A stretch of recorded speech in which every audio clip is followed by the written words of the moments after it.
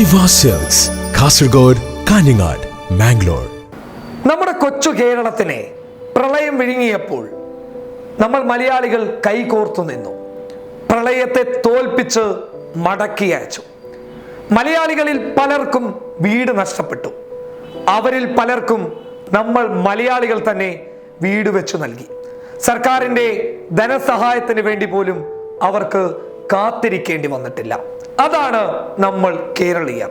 മറ്റുള്ള സംസ്ഥാനങ്ങൾ പ്രളയം ബാധിച്ച സമയത്ത് കേരളത്തെ നോക്കി പറഞ്ഞു, കണ്ടു പഠിക്കുക അവിടെയുള്ള മതേതരത്വത്തെ. പക്ഷേ അതുപോലെയല്ല നമ്മുടെ അയൽ സംസ്ഥാനമായ കർണാടകയിലെ അവസ്ഥ. കൊടകിൽ പ്രളയം ബാധിക്കപ്പെട്ടപ്പോൾ ഒരുപാട് പാവങ്ങളാണ് തെരുവിലേക്ക് വലിച്ചെറിയപ്പെട്ടിട്ടുള്ളത്. എടുത്തു പറഞ്ഞു കഴിഞ്ഞാൽ കാവേരി നദി പ്രദേശങ്ങളിൽ താമസിക്കുന്ന 90% മലയാളികളും തെരുവിലേക്ക് വലിച്ചെറിയപ്പെട്ട അവസ്ഥയിലാണ് ഇപ്പോഴുള്ളത്. അതീവ സങ്കടകരമായ അവസ്ഥ. ഒരുപാട് പാവങ്ങൾ തെരുവിലേക്ക് പോകുന്ന ഭീകരമായ കാഴ്ചയാണ് കർണാടകയിലെ കൊടക് സമ്മാനിക്കുന്നുള്ളത്. പറയാൻ വേണ്ടി പോകുന്നത് കൊടക് ജില്ലയിലെ സിദ്ധാപുരക്കടുത്തുള്ള ഗുയ്യ എന്ന ഗ്രാമത്തെ കുറിച്ചാണ്. വ്യക്തമായി അറിയണം, പഠിക്കണം. നിങ്ങളെ കൊണ്ടാവുന്ന സഹായം അവർക്ക് ചെയ്തു കൊടുക്കണം.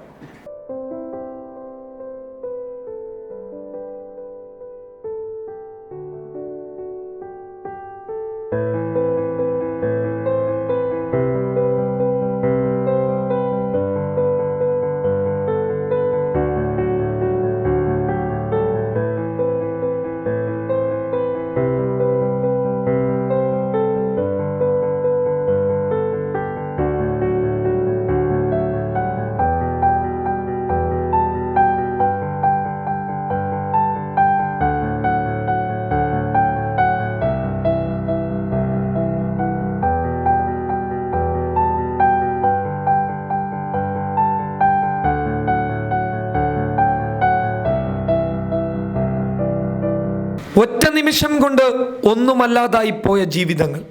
കർണാടക കുടകിലെ സിദ്ധാപുരക്കടുത്തുള്ള ഗുയ്യ ഗ്രാമവാസികളുടെ വേദന കാണാതെ പോകരുത്. കാവേരി നദിക്കരയിൽ കഴിയുന്ന 90% പ്രളയബാധിതരും മലയാളികളാണ്. വർഷങ്ങൾക്ക് മുൻപ് കണ്ണൂർ, കോഴിക്കോട്, മലപ്പുറം ജില്ലയിൽ നിന്നും കുടിയേറിപ്പാർത്തവർ.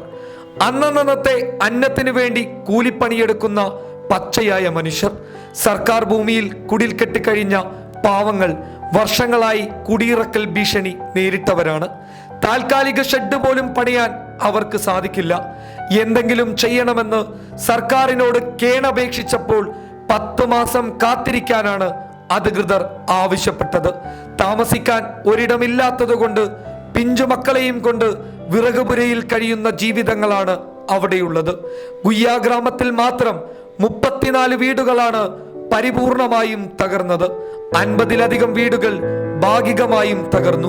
കൂലിപ്പണിക്കാരായ ഈ പാവങ്ങൾ നമ്മൾ കേരളീയർ കൈത്താങ്ങായാൽ മാത്രമേ രക്ഷപ്പെടുകയുള്ളൂ. ഇവർക്ക് വേണ്ടത് ആവശ്യ സാധനങ്ങൾക്കപ്പുറത്ത് സ്വന്തമായൊരു വീടാണ്. TM ചാരിറ്റബിൾ ട്രസ്റ്റിന്റെ അണിയറ പ്രവർത്തകർ ഇവർക്കൊരു വീടൊരുക്കാനുള്ള നീക്കത്തിലാണ്. ഞാൻ ഭവാനി എന്ന പേര്. ഗുയ്യ ഗ്രാമം പറഞ്ഞൊരു ചെറിയ സ്ഥലത്തുള്ളതാണ്. ഇവിടെ ഒരു 10-16 വീടുകൾ ഉണ്ടായിരുന്നു. അത് എല്ലാം ഇപ്പോൾ വെള്ളത്തിൽ നഷ്ടപ്പെട്ടു പോയി. അതിലുള്ള സാധനങ്ങൾ എല്ലാം ഒന്നും ഇല്ലാണ്ടായി പോയി. അതുകൊണ്ട് ഞങ്ങളെല്ലാം ഇപ്പോൾ എല്ലാവരും എല്ലാ ആൾക്കാരും നമ്മളെ ഗഞ്ചി കേന്ദ്രത്തിലേക്ക് കൊണ്ടുപോയി. അതുകൊണ്ട് ഇപ്പോൾ ആ ഗഞ്ചി കേന്ദ്രത്തിൽ സ്കൂളിൽ ഇപ്പോൾ സ്കൂൾ തുടങ്ങിയ കൊണ്ട് അവിടെ നിൽക്കാൻ ആവാണ്ട് നമ്മളെ വീണ്ടും ഞങ്ങളെ സ്ഥലത്തേക്ക് ഞങ്ങൾ വന്നിരിക്കുക. അതുകൊണ്ട് എല്ലാ ആൾക്കാരും നമുക്ക് ആവുന്ന കഴിയുന്ന സഹായങ്ങൾ ചെയ്തിട്ട് ഞങ്ങളെ നോക്കാനുള്ള ഒരു കഴിവ് എത്തിക്കണമെന്ന് നമ്മൾ തേടുന്നു. ഇവിടെ ജനിച്ച മക്കൾ നമ്മളല്ല, അവർക്ക് എന്ത് ചെയ്യാന്ന് എന്ന് നമുക്കില്ല.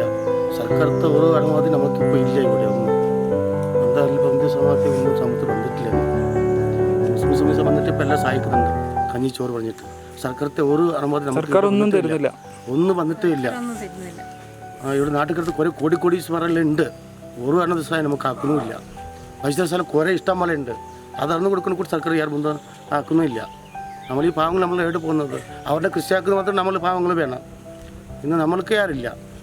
നമ്മൾ ഇത് പുതിയതായിട്ടൊന്ന് വന്നത് സാധാരണ ഇപ്പോൾ നമ്മളിപ്പോൾ 55-60 നമ്മളിപ്പോൾ 100 വയസ്സും ഉണ്ട്. ഇവിടെ ഒന്നും ആയിട്ടില്ല. ഇതെന്താ വന്നു പോയി. അപ്പോൾ സഹായിക്കാൻ നമ്മളിപ്പോൾ ആരുള്ളത് ഇങ്ങനെ നമ്മളിപ്പോൾ ദൈവത്തിനൊക്കെ പ്രാർത്ഥിക്കുന്നുണ്ട്. എൻ്റെ DL പിന്നെ ആധാർ കാർഡ് പിന്നെ കാർഡ് റേഷൻ കാർഡ് പിന്നെ വോട്ടേന്ന് അതെല്ലാം ഉണ്ടായതാ. അതിലെല്ലാം കുറേ ഉണക്കി കിട്ടി. പാസ്ബുക്കെല്ലാം പോയി, ഇതെല്ലാം പോയി. ഇനി ഒരുപാട് പറയേണ്ടതില്ലല്ലോ. കണ്ടും കേട്ടും നിങ്ങൾ മനസ്സിലാക്കി കാണും. കർണാടക സിദ്ധാപുരക്കടുത്തുള്ള ഗുയ്യ ഗ്രാമവാസികളുടെ പ്രയാസങ്ങളും പ്രതിസന്ധികളും പ്രശ്നങ്ങളും. അവർക്ക് വേണ്ടത് മനസ്സറിഞ്ഞ സഹായമാണ്. അവർക്ക് കിടന്നുറങ്ങാൻ ഒരു ചെറിയ വീടാണ്. നിങ്ങളെ കൊണ്ടാവുന്നത് 100 രൂപയാണെങ്കിൽ പോലും മനസ്സറിഞ്ഞ് സഹായം നൽകുക. അതിനപ്പുറമാണെങ്കിൽ പോലും നിങ്ങൾക്ക് നൽകാം. വിശദമായിട്ടുള്ള വിവരങ്ങൾ നൽകുന്നുണ്ട്. അക്കൗണ്ട് വിവരങ്ങളും നൽകുന്നുണ്ട്. വിളിക്കാം, അന്വേഷിക്കാം. ഏത് രീതിയിലുള്ള സഹായവും അവർ സ്വീകരിക്കും. താങ്ങായി നിൽക്കാം നമ്മുടെ മലയാളികൾക്കും അവിടെയുള്ള നിവാസികൾക്കും. News desk public Kerala.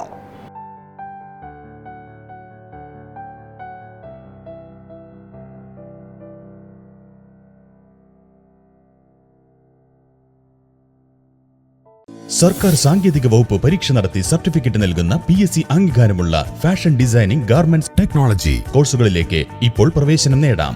കോഴ്സിന്റെ പ്രത്യേകതകൾ: മുസ്ലിം ക്രിസ്ത്യൻ വിദ്യാർത്ഥികൾക്ക് മൈനോറിറ്റി ഗ്രാന്റ്, സ്കൂളുകളിൽ art and craft, work experience എന്നീ തസ്തികകളിൽ ടീച്ചറാകുന്നതിനും fashion designer, instructor, textile supervisor തുടങ്ങി ധാരാളം മേഖലയിൽ ജോലി സാധ്യതയുള്ളതുമായ കോഴ്സുകളിലേക്ക് +2 ഡിഗ്രി പാസ്സായ വിദ്യാർത്ഥികളിൽ നിന്നും അപേക്ഷകൾ ക്ഷണിക്കുന്നു.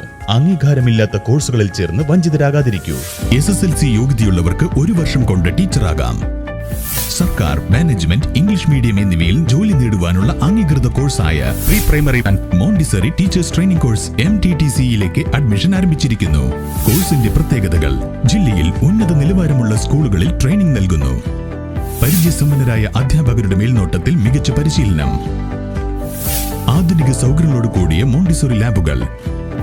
IFGT Institute of Fashion and Garment Technology, affiliated by Government of Kerala Technical Education, Darvish Complex, 2nd floor near bus stand, Uppala. Phone 81388 60134 04998 241134.